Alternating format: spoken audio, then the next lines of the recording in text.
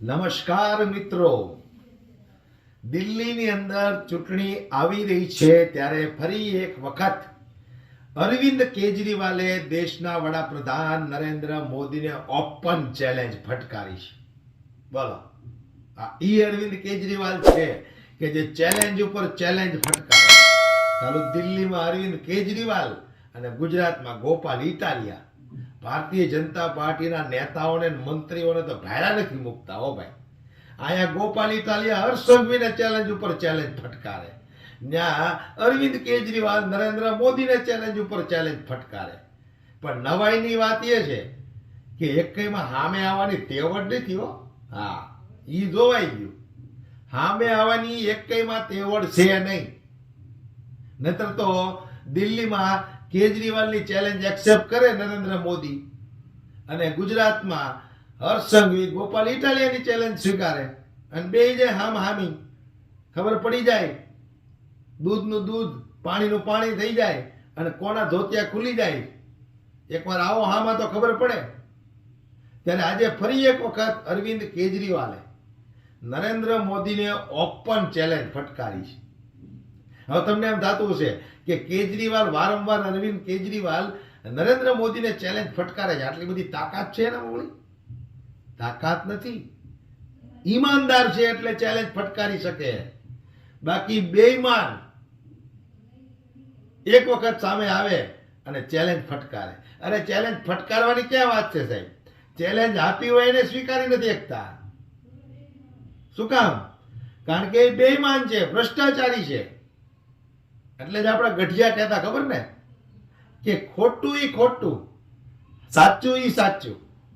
છેલ્લે તમે ગમે એટલો વિવાદ કરો, વાદ વિવાદ કરો, માથાકૂટ કરો, માથા ફોડો, પણ વિજય હંમેશા સત્યનો થાય છે, સાચાનો થાય છે. ત્યારે એવું છે, આ સાચા છે ને ખોટાને પીપી હોત કરાવી દે, વાર ન લાગે. એટલે જે રીતે ગોપાલ ઇટાલિયા ગુજરાતમાં અને દિલ્હીમાં અરવિંદ કેજરીવાલ બંને એક જ પાર્ટીના માણા, એટલે બે ઈમાનદારી તો હોય જ તે બેમાં. અને જેને બહુ આમ ચસ્કો હોય કે ગોપાલ ઇટાલિયા ખોટો માણા છે ને અરવિંદ કેજરીવાલે ખોટો માણા છે, તો મોકલો તમારા આકાને ત્યાં અને આયા મોકલો અમારા સિંઘમ સાહેબને અને થઈ જાય 1-1 કલાકની ડિબેટ. ખોટી વાત હોય કહેજો મને.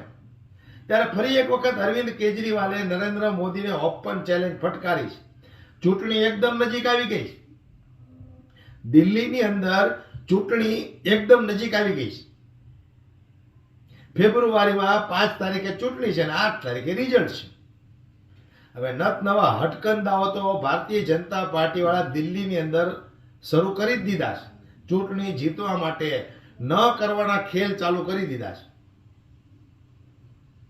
કોણ જાણે અરવિંદ કેજરીવાલથી નરેન્દ્ર મોદીને આટલો ડર કેમ લાગે છે?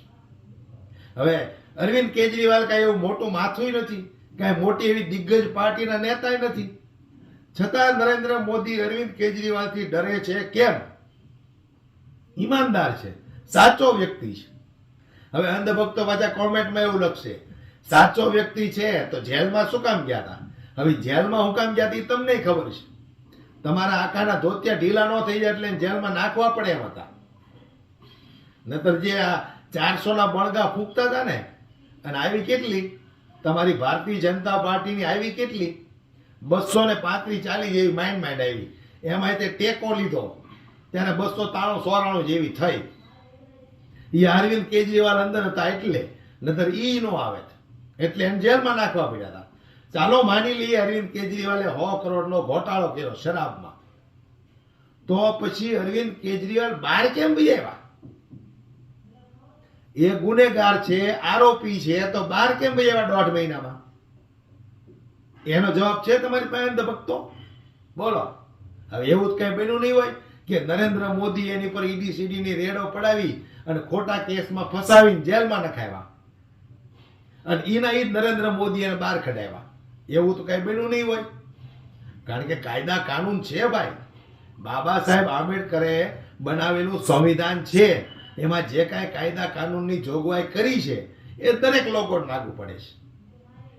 એટલે જજ સાહેબ છે, હાઈકોર્ટ છે, સુપ્રીમ કોર્ટ છે, એ બધા બધું જોતા જ હોય ને. એટલે કહેવાનો મારો મતલબ એમ છે કે ઈમાનદાર વ્યક્તિ હોય ને જાજો સમય જેલમાં ન રહી શકે. એટલે ફરી એક વખત જે અરવિંદ કેજરીવાલે ચેલેન્જ ફટકારી છે એ શું છે હવે મારે કહેવું પડશે, ઘણો સમય થઈ ગયો. ભારતીય જનતા પાર્ટીને અને નરેન્દ્ર મોદીને ઓપન ચેલેન્જ ફટકારી છે અરવિંદ કેજરીવાલે કે દિલ્હીની અંદર જેટલી ઝૂંપડીઓ છે, જ્યાં કાચા મકાનો છે, ઝૂંપડી, ત્યાં 20 લાખ વોટ છે. કેટલા? 20 લાખ વોટ છે. એટલે કેટલું લોકો ત્યાં રહેતો છે ઝૂંપડીઓમાં, વિચાર કરો તમે. હવે આ ભારતીય જનતા પાર્ટી વાળા એમ કહે છે કે અમારી સરકાર બનશે તો અમે એ ઝૂંપડીઓ હટાવી અને પાકા મકાન બનાવી આપશું. લ્યો, તો તમને એમ થાય કે આમાં વાંધો શું છે, પણ હવે તમે સાંભળો, હવે તમે બરાબર સાંભળો. આ ભારતીય જનતા પાર્ટી છે, લોલીપોપ એને વારસામાં મળેલો છે, એટલે એ તમને આપ્યા રાખે છે. એટલે અરવિંદ કેજરીવાલનું ખાલી એટલું જ કહેવું છે કે જ્યાં જ્યાં જેટલી જેટલી ઝૂંપડીઓ છે એ પાડી દો, મકાન બનાવી દો, અમને કોઈ તકલીફ નથી.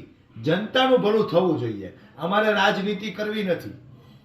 પણ અમારી એક જ શરત છે કે જ્યાં ઝૂંપડી છે ત્યાં જ તમે પાકા મકાન બનાવીને આપો.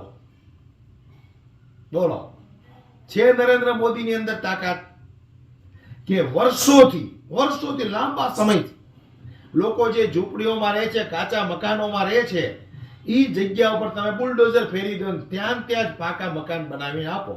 જેવી રીતે ગુજરાતની અંદર અત્યારે આવાસ બનાવ્યા છે એવા આવાસો બનાવી દો. તો હું કાયમને માટે રાજકારણ છોડી દઉં છું અને આ ચૂંટણી નહીં લડું. બોલો, આ અરવિંદ કેજરીવાલની ઓપન ચેલેન્જ છે. હવે નરેન્દ્ર મોદીની અંદર તાકાત હોય, દમ હોય તો આ ચેલેન્જને સ્વીકારે. પણ નરેન્દ્ર મોદીનો કંઈક અલગ પ્લાન છે.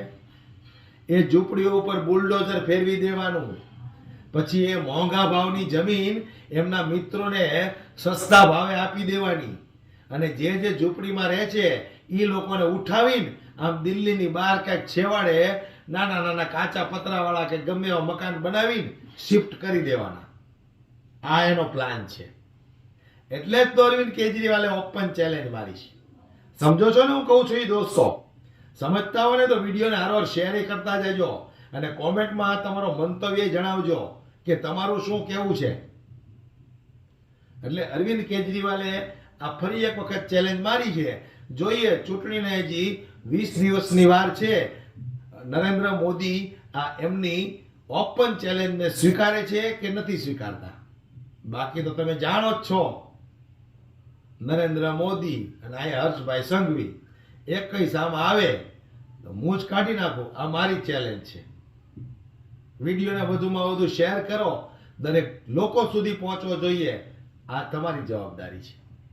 પસંદ આવ્યો હોય, જય શ્રી કૃષ્ણ.